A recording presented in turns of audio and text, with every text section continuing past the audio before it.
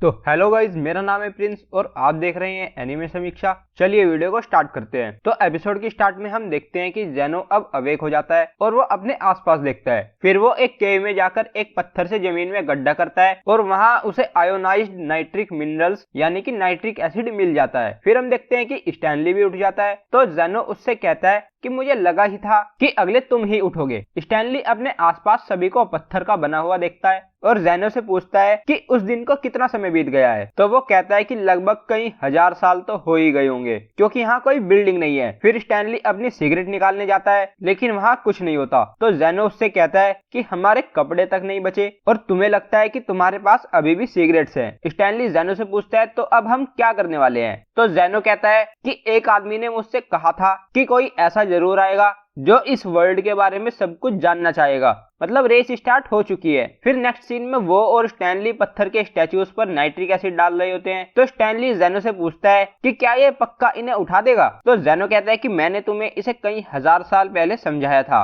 और जेनो फिर से उसे पूरी तरह एक्सप्लेन करने लगता है। तो स्टैनली कहता है कि हाँ मैं समझ गया। फिर हम देखते हैं कि वो काफी सारे लोगों को ठीक कर देते हैं। फिर एक वुमेन कार्लोस को ठीक कर देती है और वो अपने मुंह में से उस रिंग को बाहर फेंकता है। स्टैनली उस रिंग को देखकर बोलता है कि ये उस मिस्ट्री मिनरल में हजारों सालों तक सेफ थी। फिर जेनो उस रिंग को देखता है और कहता है कि ये तो प्लेटिनम है, ये एक्सीलेंट है और अब प्लेटिनम हमारे पास होने की वजह से हम नाइट्रिक एसिड को बहुत ज्यादा बड़े स्तर पर बना सकते हैं और हम इतना गन पाउडर बना सकते हैं जितने का हमें पता भी नहीं कि हम क्या करेंगे। लेकिन सबसे पहले हमें और ज्यादा लोग चाहिए। फिर वो लूना, मैक्स और भी काफी सारे लोगों को ठीक कर देते हैं। फिर हम उन सभी को कहीं जाते हुए देखते हैं और जेनो कहता है कि हमारे पास मैन पावर होने के बाद हम येलो डेंट की तरफ जाएंगे। हम कॉर्न उगने की अच्छी जगह देखकर वहां अपना बेस बनाएंगे। हम गन पाउडर बनाने के साथ साथ रोटी, कपड़ा और मकान का भी इंतजाम करेंगे। और हम देखते हैं कि वो एक फैक्ट्री बना चुके होते हैं। जेनो बोलता है कि साथ ही हम मेटल्स रिफाइनिंग और मशीन बनाने पर भी काम करेंगे। और हम देखते हैं कि वो एक गन बना लेते हैं। फिर हम स्टैनली को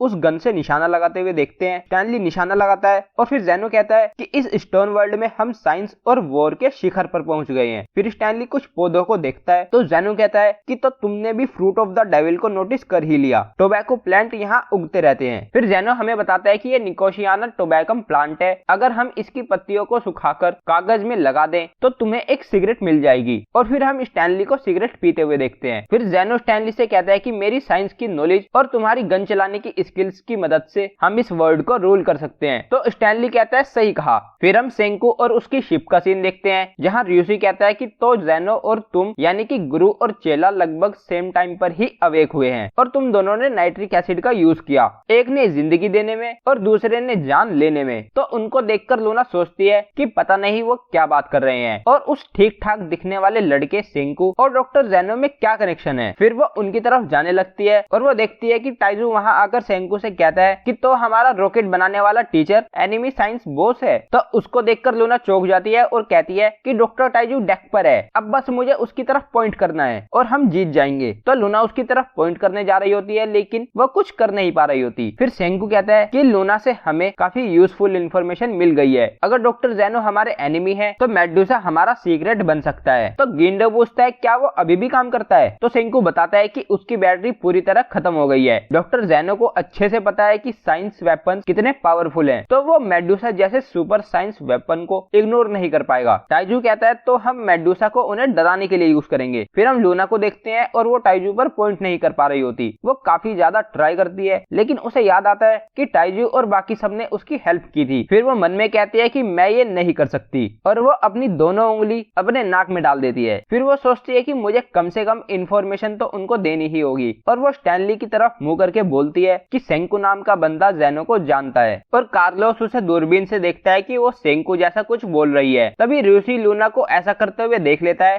फिर हम देखते हैं कि मैक्स कहता है सेंकू उसका क्या मतलब है, मैं कुछ समझा नहीं। तो कार्लोस कहता है कि मिस लूना ने इस इंफॉर्मेशन के लिए अपनी जान खतरे में डाली है तो ये पक्का इम्पोर्टेंट होगी। तो मैक्स जेनो को कॉल करता है। वो उससे कहता है कि गोडेस से इंफॉर्मेशन मिली है। तभी मिनामी को उनके फोन पर कुछ अजीब सी आवाज आती है तो वो सेंकू से पूछती है। तो सेंकू उस आवाज को सुनकर कहता है कि ये टूट चुका है, मतलब कि ट्रांसमिशन एक साइफर डिवाइस से होकर गुजरा है। तो टाइजू कहता है कि तो वो आपस में किसी सीक्रेट के बारे में बात कर रहे हैं। हानादा सेंकू से कहते हैं कि अगर ये सीक्रेट कोड है तो क्या हम उसे डिसाइफर नहीं कर सकते? तो सेंको कहता है कि ये इतना आसान नहीं है, हमें उसके लिए एक स्पेक्ट्रम एनालाइजर की जरूरत होगी। फिर यूसी मन में सोचता है कि यहाँ ये इम्पोर्टेंट नहीं है कि वो क्या बात कर रहे हैं, बल्कि ये सब होना तब स्टार्ट हुआ जब मैंने लूना को कुछ करते हुए देखा, जिसका मतलब हमारा एनिमी पास ही है। फिर स्टैनली ताइजू पर गोली चलाने वाला होता है, लेकिन तभी ज़ेनो उसे रोक देता है और कहता है कि डॉक्टर ताइजू एक बॉडी डबल है, एनिमी साइंस लीडर सेंकू है। तो स्टैनली उससे पूछता है तो इनमें से डॉक्टर सेंकू कौन है? तो वो कहता है कि जिसने सबसे पहले हमसे बात की थी, उसने काफी जल्दी एक साइंटिफिक डिसीजन बना लिया और कई हजार साल पहले की हमारी कन्वर्सेशन की वजह से उसकी पर्सनैलिटी और उसके बोलने का तरीका, मैंने हमारी कन्वर्सेशन को रिकॉर्ड करके रखा है और मैं उसकी आवाज सुनकर उसकी हाइट कैलकुलेट कर सकता हूँ। तो डॉक्टर ज़ेनो कैलकुलेट करता है और कहता है कि सभी नंबर्स को ह्यूमन हाइट पर अप्लाई करने पर हमें 5.7 मिलता है, लेकिन इसमें 1 या 2 इंच का अंतर हो सकता है और जब लास्ट टाइम मैं उससे मिला था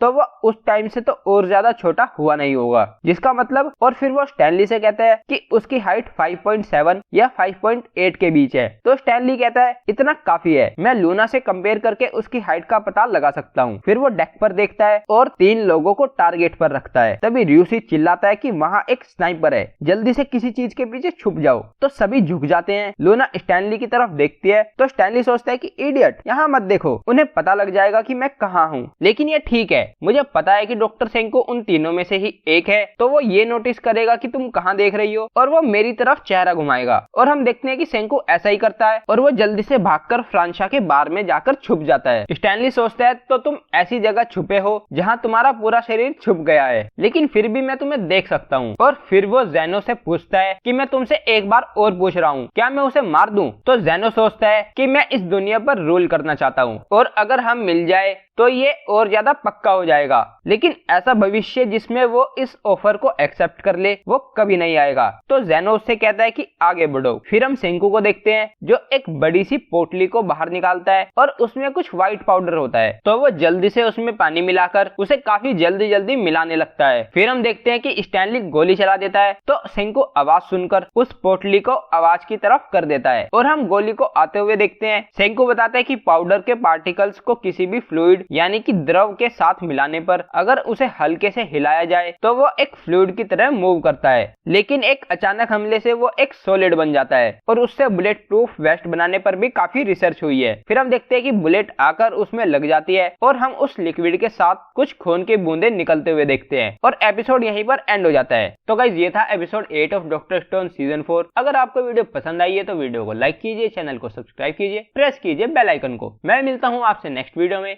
थैंक यू।